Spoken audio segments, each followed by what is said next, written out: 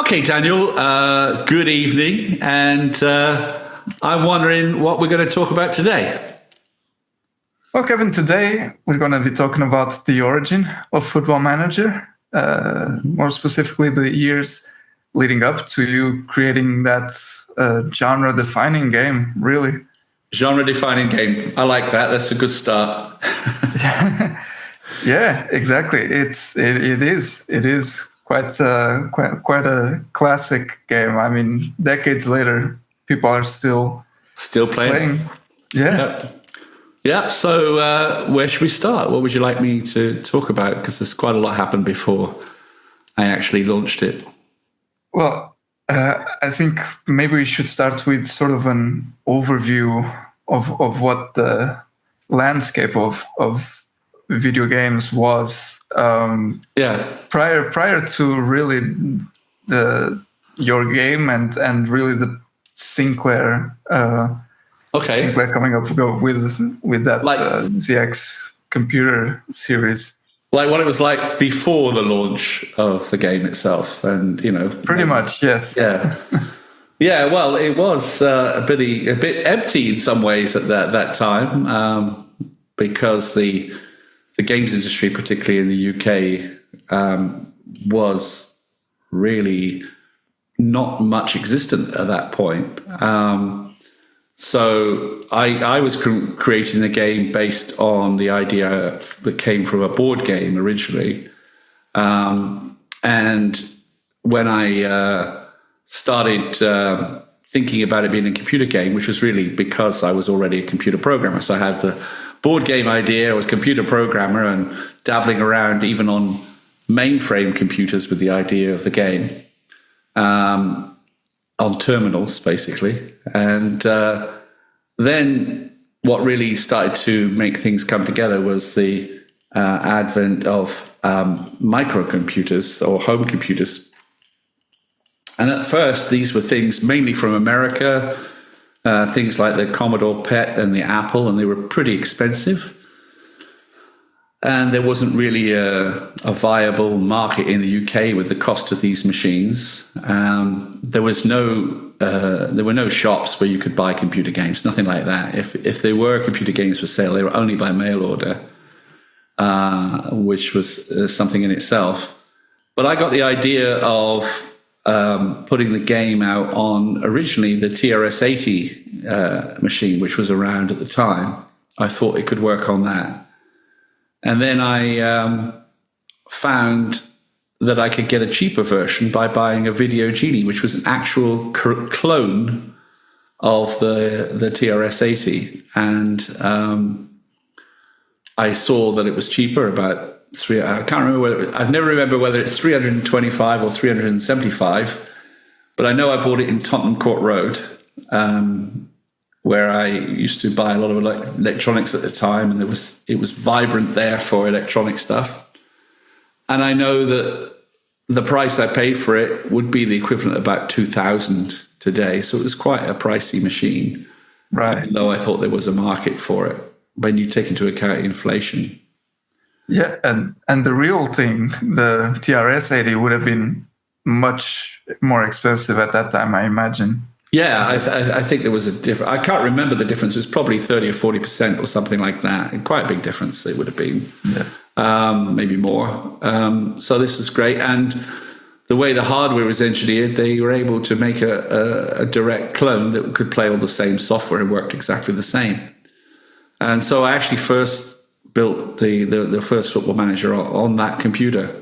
And very fortunately, the ZX81 came along. But prior to that, there wasn't really a viable market for computer games in the UK. Right. People were still playing games in those mainframe computers, those terminal computers. They were that's how it was getting started. I think that's right. I think what was known as the first actual computer game was made on a mainframe was an adventure game, a text adventure. I think it was actually called Adventure. Yes. Where you could type in commands and move around and confront monsters. And so there wasn't really much about. I mean, the thing that I had access to was the terminals for a mainframe. So actually, to be honest, the first computer game I actually wrote was at a different company I was working at, which had programmable calculators. So I just, because I had games in my mind and I was already programming, I was actually programming COBOL, so mainframe COBOL, and RPG. This is another IBM tool. And when I was first programming, the way that you wrote a program was you wrote the code on a sheet of paper, or sheets of paper, and then sent them through to the data processing department, which is entirely filled with women because it's basically like typing, and very sexist in those days. That was a woman's job. And they would enter what you had handwritten on the handwritten program on the data sheets. They were in columns, so that, the characters lined up right. And they would enter it in, and then it would be taken and put into the computer to run overnight, in the overnight run on the mainframe. However it was, I think it was even punch cards. I'm trying to remember, but I can't remember exactly how it was. No, it would have been a disk, a large floppy disk, if I remember rightly. It would have been transferred to from the data prep. And then the punch cards might have been used for operating system controls. And then the program would run overnight, and you get a printed report back of your application running, showing whether it ran successfully or produced errors. So you were basically taking effectively text input, processing it, and then producing text output in the form of a printout. Typically, that was mostly what you were doing. But you didn't find out if you created any bugs in your code until the next day, and then you could correct those errors and send it back through the process again. So you wouldn't find out until the next day again whether that ran. So that was considered satisfactory. It's the best we had at the time. Right. Now it's kind of shocking when you consider you enter the code and run straight away. Yeah, the technology has gone so far since that time. It's kind of hard to imagine, at least for my generation. I bet it's hard to picture like one bit of code to run. To have to spend the whole night running. Can only find out the next day that it's run. It's a syntax error, and it took overnight to find that out. Yeah. And now you're going to fix it, and you're going to run it again. It takes another day. Yeah. So you go through that process several times until you get your code working, and then it can become part of a daily run or a weekly run or whatever timing it was right for the code. So that was the process. I think the actual first programming language I coded was an IBM language called PL1, Programming Language 1, which was COBOL-like, if I remember rightly. And so there was that, and there was RPG, which is still operating today as a programming language. I think the last time I looked at it, it was RPG 4, but you're talking about 50 years ago that I was RPG 2. Doesn't change versions very quickly, does it? It really doesn't. And people, when they first think of RPG, they would probably associate it more with the video game genre. Oh yeah, role-playing games. Yes. Yeah. Yeah. With a video game like Adventure, than with the programming language. Even though we have a few languages that they've stood the test of time. Yeah. I mean, COBOL still runs. COBOL is still running critical business transactions for major banks and major financial institutions, and probably government institutions as well. It's lasted a long time. And funny enough, actually, I just remembered, I can remember we were doing dates in, 2 for day, 2 for month, 2 for year. And I can remember actually saying to my programming manager at the time, I said, what happens in the year 2000? And I said, because like we're incrementing and, can compare dates, but 99 back to 0 again is going to be a problem, isn't it? Yeah. And he said to me, oh, these programs won't be running then. So, but they were. And of course, that was the millennium bug. That was effectively what it was. But you could anticipate it, basically, or I did. Yeah. Time. And he said, we won't be running this code then, so it doesn't matter. But we were, and still runs. Yeah. You saw the writing on the wall pretty early. I was just thinking about it, and but it's interesting going back to adventure. So adventure works with if you can imagine the way that you see what is happening is that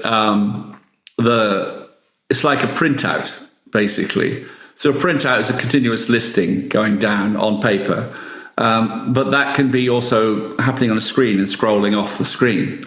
So the adventure program was just printing sentences and you were entering commands, and that could scroll off the screen. So there was no XY movement; it was just scroll. Yeah, and you could work it with a printer and the ability and a keyboard to enter the keys, the text.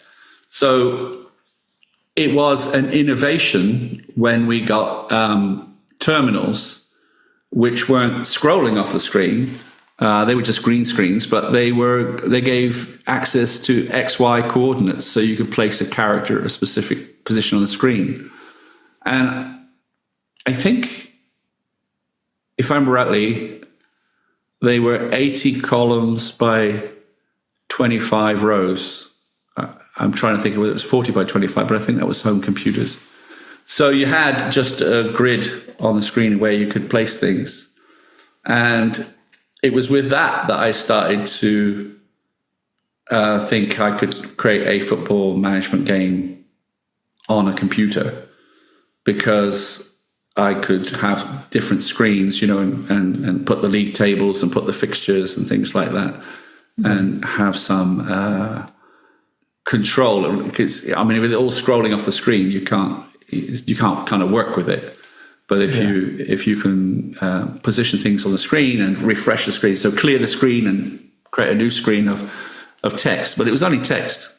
Obviously, that was right. No graphics. No 3D match action just yet. No, there was no possibility of that. The only way people were creating games, and there was a couple of colleagues working on an adventure game where they were using letters for monsters, like R for the rats and B for the Balrog and things like that.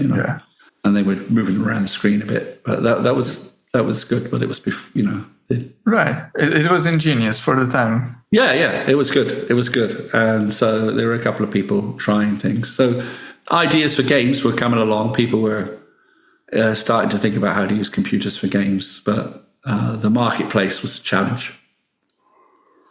Right. Yeah. Not enough not big enough of a market just yet. No.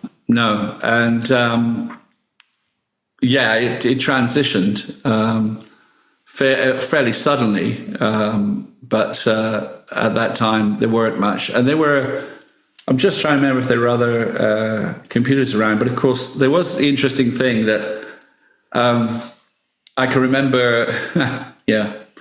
I can remember talking to my the data processing manager.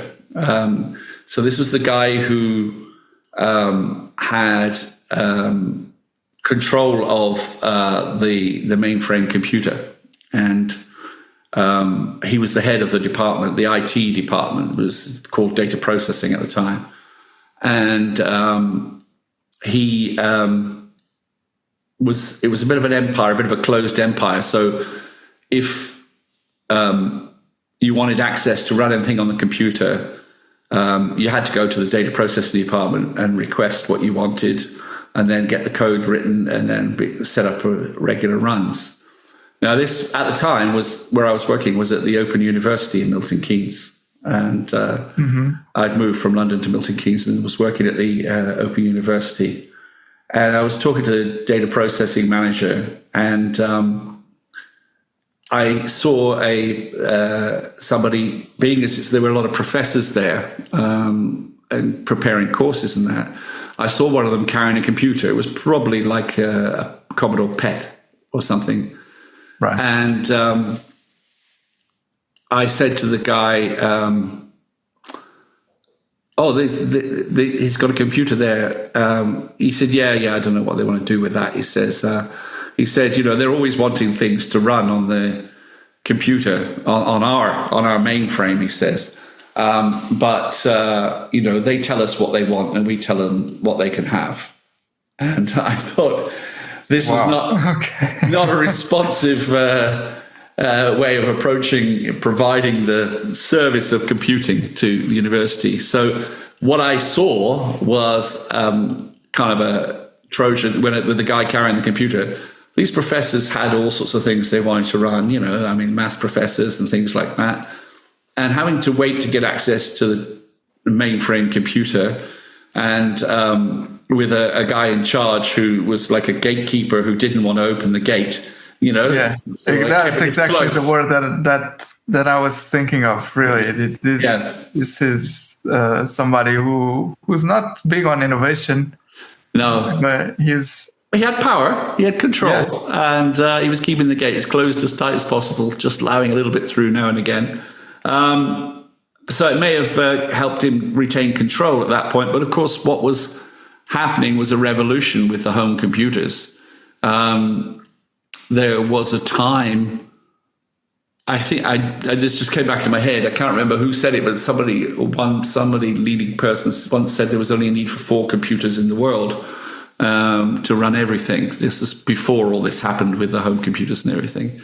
So people didn't think that people needed computers at home, but these microcomputers like the PET and the Apple were a revolution. And these professors got their hands on them out of their own money, out of their own private budget, so they could start running their own stuff and didn't have to deal with the barrier of the data processing department. Of course, gradually this was a revolution of computing where the control was taken away step by step from the data processing department, because it was their computer. They could run what they wanted and they could do stuff on it.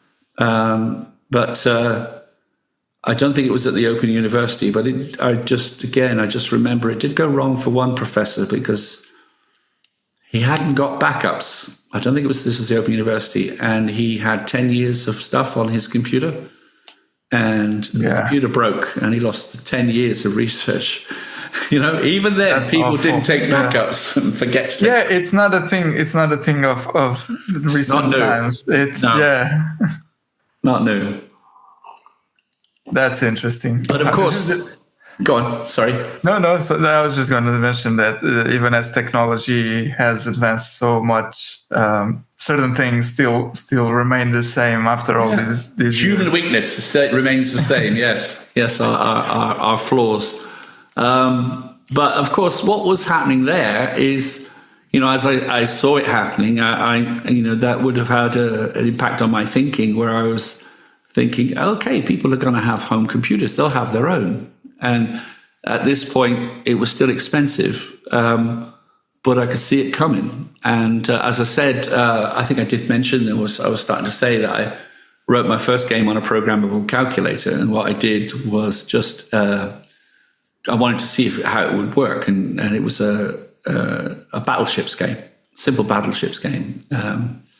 But it did work, and it gave me the first idea of writing an actual computer game. But much more scope. So when I got access to was playing around with the terminals and the fact that you could put characters at specific positions, and so I had a screen I could use, a board. After all, I had been doing the game as a board game up to that point, and had never got it just how I wanted it. But with this screen, I could see, I could do this. and that led to buying the Video Genie and then properly developing the game and finding out things I could do with the game that I couldn't do before that. Yeah, right. Because even with the Video Genie itself, you could probably see that as hardware becomes more accessible, more people will be also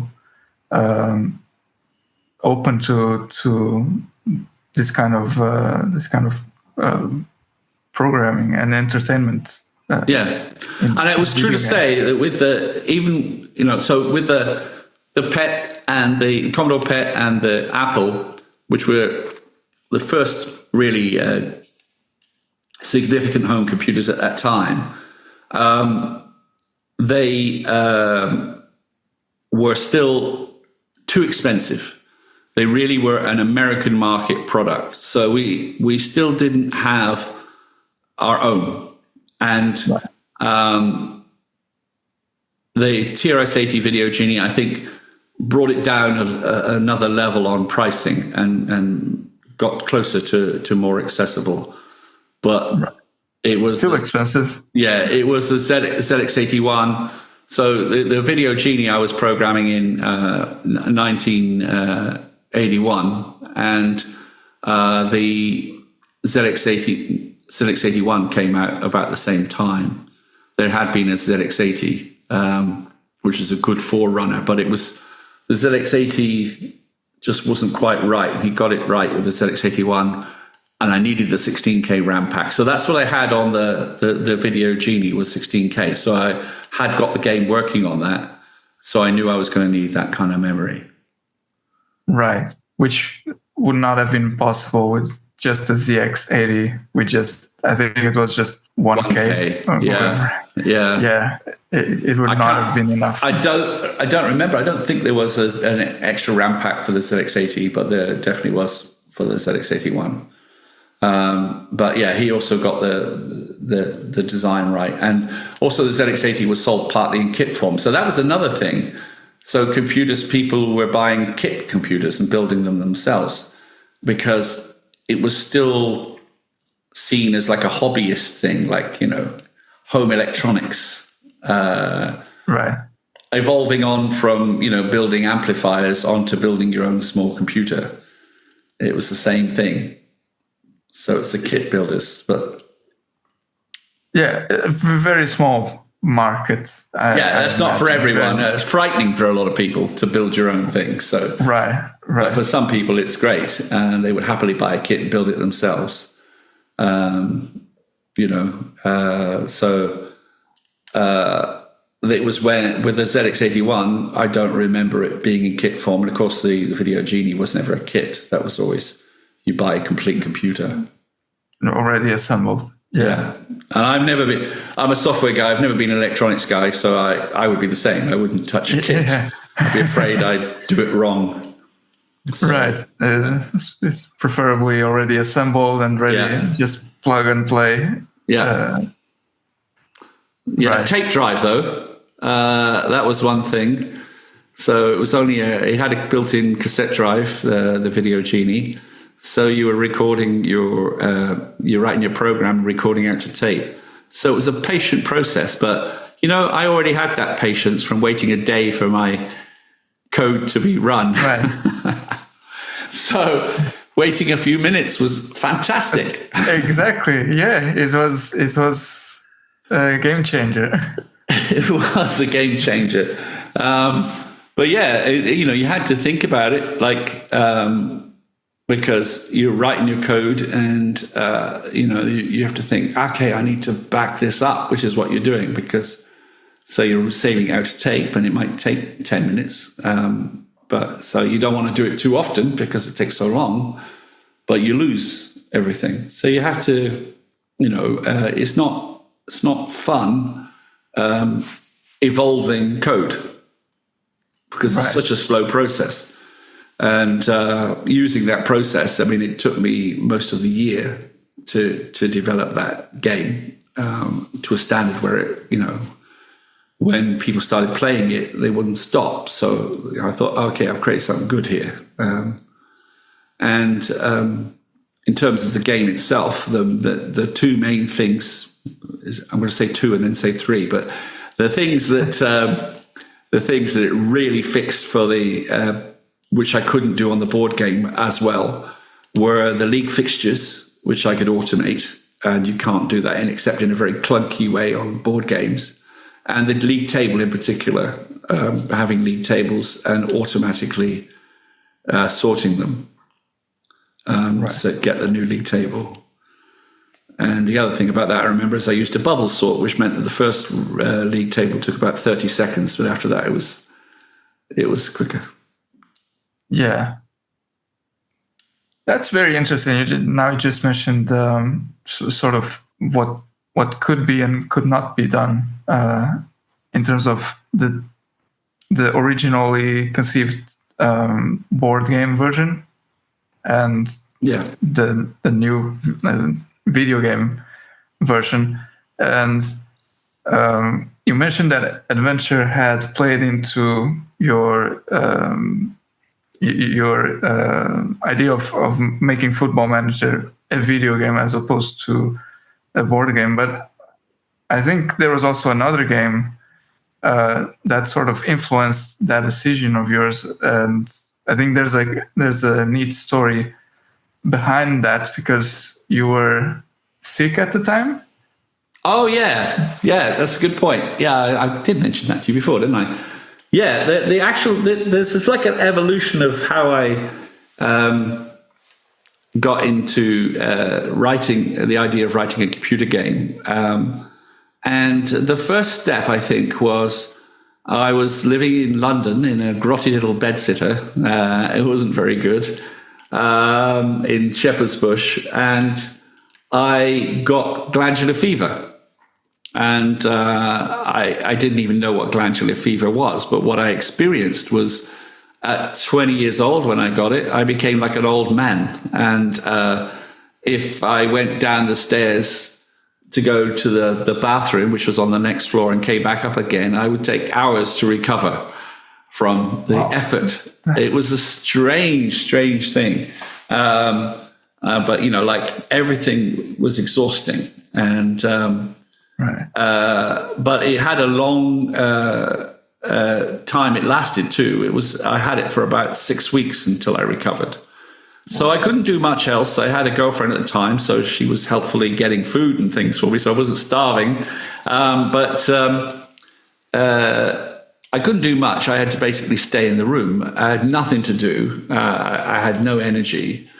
And but fortunately, just before I got it, I had bought a Atari Pong bat and ball game, which was a little console you plugged into the TV, and you played. It's a well-known game, but basically you've got a bat and you just try and you're playing it like tennis, and you're trying to keep playing as long as you can.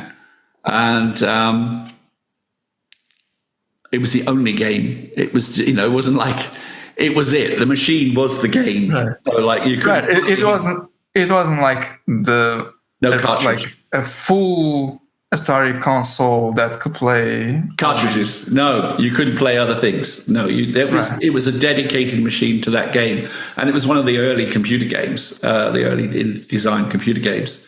But it was quite addictive and quite fun to play, and I had absolutely nothing else to do. So I would spend hours just playing this game, and it was absorbing, just trying to get better and better at it. I think my hand-eye coordination improved quite a bit. So I got better and better at the game. But yeah, also I enjoyed it as well. So it was fun. It was filling my time.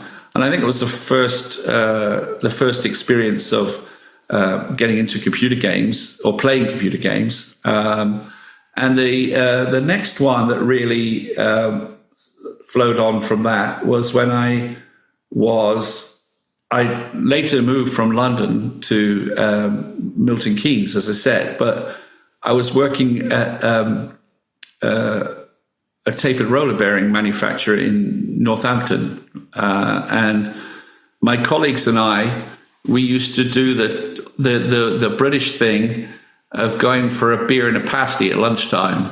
I can't remember, it was every day, but that's how we do our lunch. So 3 or 4 of us used to go down to the pub and get a beer and a pasty at lunchtime. The pub had a Space Invaders machine, one of the early Space Invaders machines. Nice. And so we were enjoying this, and we were each trying to beat this bloody thing, and play Space Invaders. And I remember it took us weeks, because we'd never done this before, and spending money as well, to finally clear the screen of Space Invaders. And I remember the anticipation where we were wondering what happens when you beat them all.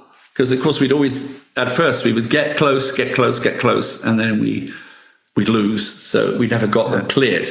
And then we were wondering what would happen when you actually do clear the screen of the Space Invaders, what happens in the game.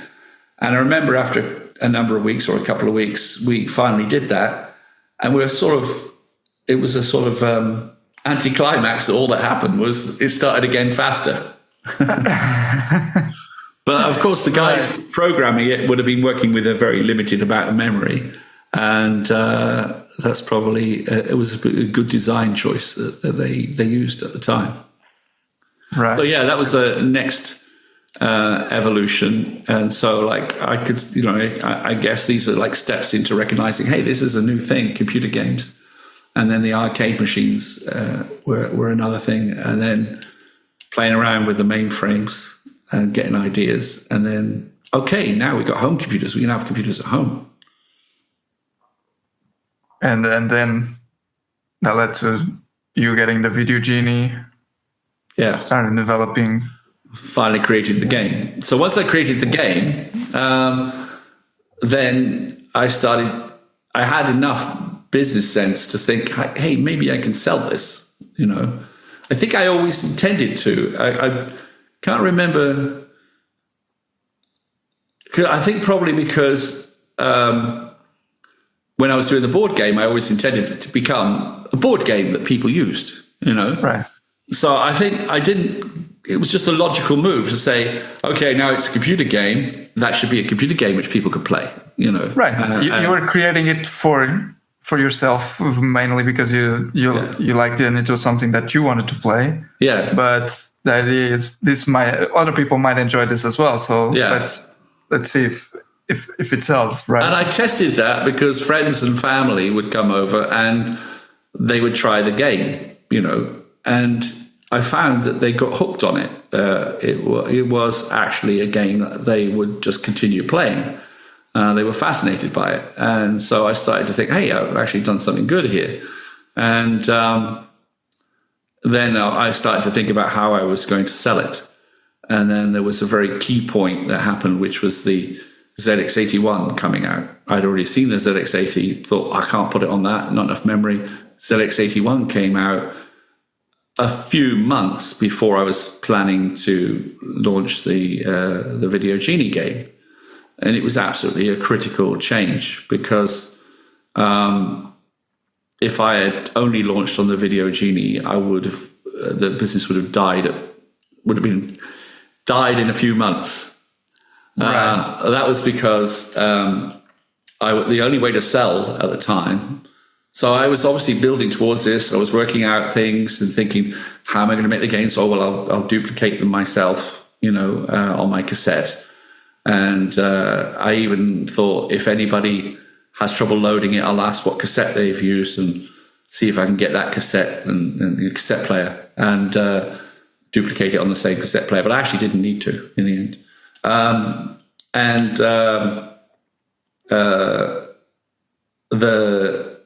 So the plan was I was building towards some packaging, some simple colors, 2-color packaging. That's to say, basically you print on a simple colored card, which was, if I remember right, it was red with black print on it.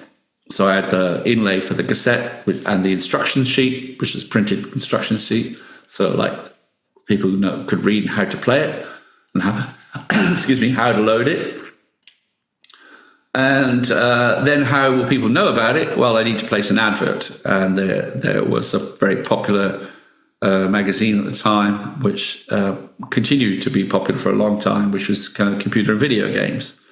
So I looked into that and worked out that if I took a quarter-page advert and I designed the advert, I could put it in there for £100 a month. So that was the sort of investment I was going to have to make. I'd already invested in the computer, I'd written the code, manufacturing the cassettes. Oh, yeah, and I also did one other thing. So there's a couple of things with Tandy, actually. So Tandy TRS-80 is the clone. I'm just going to take a drink. The clone that the Video Genie was, the Tandy TRS-80. And Tandy had more of an impact than just that, because when I was recording the games from the ZX81 to sell, so I had to make some, basically, I was recording using a Tandy Radio Shack cassette player. And as I said, that proved to be very effective because for the first few months, that was my manufacturing, was recording the games onto the cassette player. Right, because you had to do each copy manually, right? Actually, manually myself. And it worked very well. And the other thing I did was I thought, well, I need some cassettes to record on. And I decided I would buy 300 cassettes, audio cassettes. And I went into Tandy's, which is obviously my local electronics store. And I said I wanted to buy 300 and I'd like to get a discount. And the guy said, oh, okay, probably can give you a 10% discount. Actually, that was a really poor discount, but I accepted it at the time. And I got C30s, so they were 30-minute cassettes, but I only needed 15, I think, for what it was. But they didn't have any of those, so that was the smallest I could get. Didn't want to waste a load of tape or pay more for the tapes.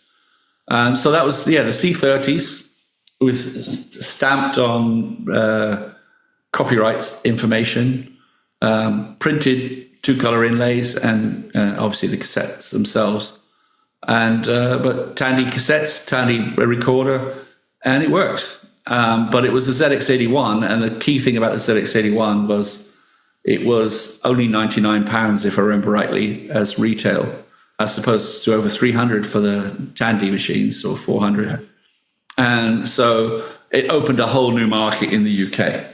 So this decision, because it came out 3 months before I was launching, and I decided, or maybe a little more, and I decided to convert the game to the ZX81, which must have taken me several weeks. It was they were both using BASIC programming language, so it wasn't so hard to do, and it was only text. And I did the conversion for the ZX81.